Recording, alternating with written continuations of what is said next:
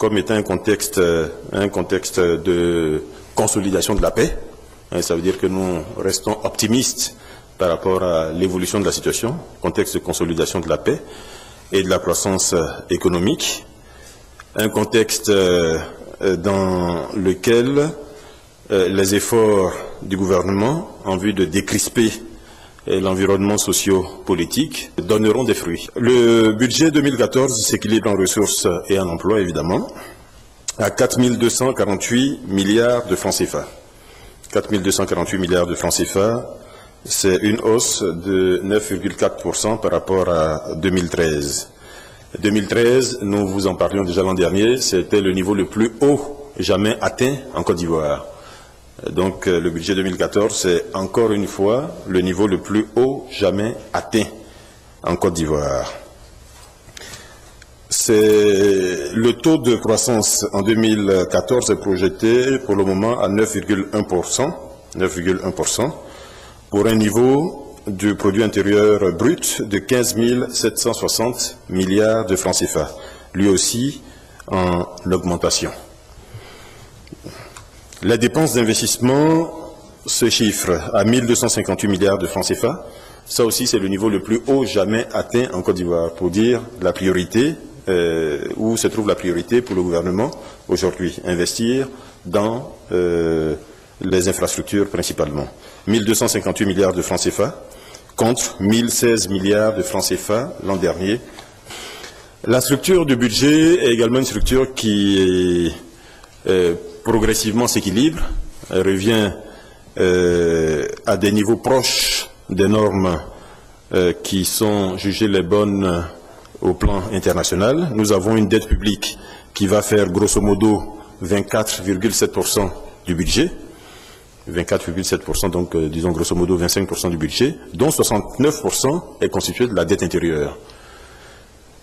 Nous avons des charges salariales qui vont faire 27,9%. Vous vous souvenez que nous étions aux environs de 32-33% l'an dernier quand nous parlions du budget.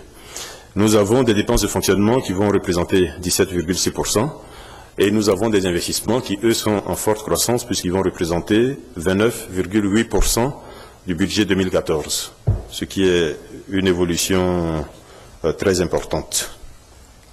Les priorités de ce budget, ça va être le renforcement des infrastructures socio-économiques de base, donc la poursuite de ce qui a commencé en 2012 et en 2013. Ça va être la promotion de l'emploi, en particulier l'emploi pour les jeunes. Ça va être l'amélioration de l'offre de santé et de l'offre d'éducation. C'est très important, puisque c'est tout cela qui va consolider la construction en cours et le développement de notre pays. Ça va être l'appui, et je parle toujours des priorités, donc l'appui au développement agricole, et tout cela dans un contexte où les interventions spécifiques du programme présidentiel d'urgence vont se poursuivre. Ce budget inclut le recrutement d'à peu près 15 000 agents à la fonction publique, dont 9 496 pour le secteur de l'éducation et 4 859 pour le secteur de la santé. Et tout cela pour bien montrer le niveau de priorité que le gouvernement donne à ces deux secteurs-là. Au titre des communications, la première a été faite par le ministère du Commerce et est relative à la création et à l'organisation de ce qui va s'appeler le marché ivoirien de l'artisanat, le MIVA. C'est la première fois que notre pays organise ce type d'événement. La première session se tiendra en Côte d'Ivoire, à Abidjan, du 7 au 13 avril 2014. C'est important, c'est à l'image de certains pays autour de nous qui organisent des salons internationaux sur la même problématique. Notre pays a besoin de vendre à l'extérieur, notre pays a besoin de promouvoir son artisanat, a besoin de créer de la richesse, et donc le MIVA vient à point nommé, on peut dire. Et une cérémonie de lancement aura lieu le 18 décembre prochain.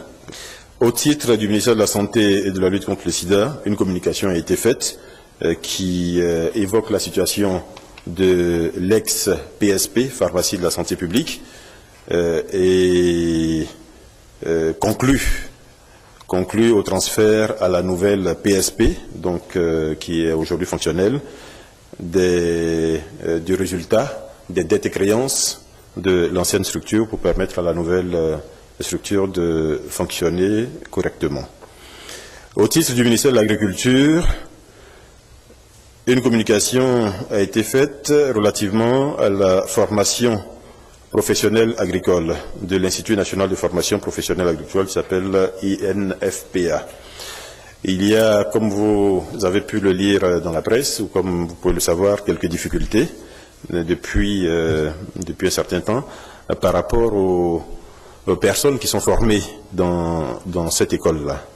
Et en particulier, il se trouve que les personnes formées en 2010 et 2011 continuent de réclamer une intégration à la fonction publique. Et à cela vont s'ajouter donc les personnes qui sont en cours de formation actuellement. Le gouvernement a débattu et a décidé de prendre un certain nombre de mesures qui sont les suivantes.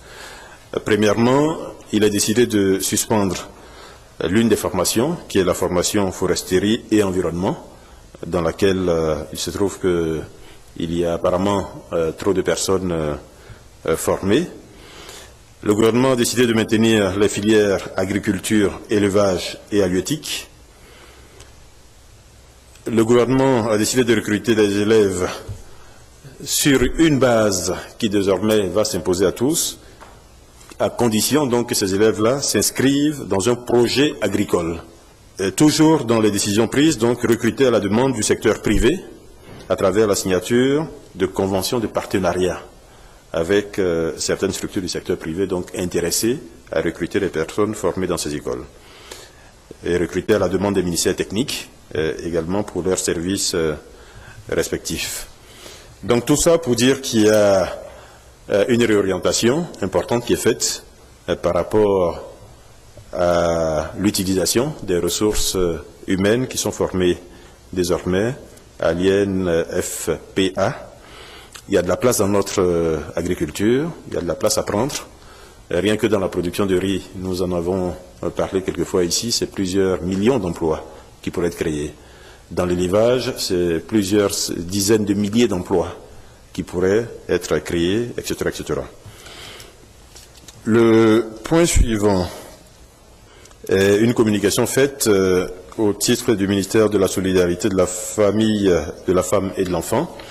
Et c'est une communication qui est relative au développement de la politique nationale de protection de l'enfant. Ça aussi, vous pouvez le comprendre, l'enfant c'est l'avenir de notre pays. Il se trouve que nous sommes malheureusement dans un environnement où cet enfant est souvent maltraité, surtout à cause de la crise. Surtout à cause de la crise et de la pauvreté.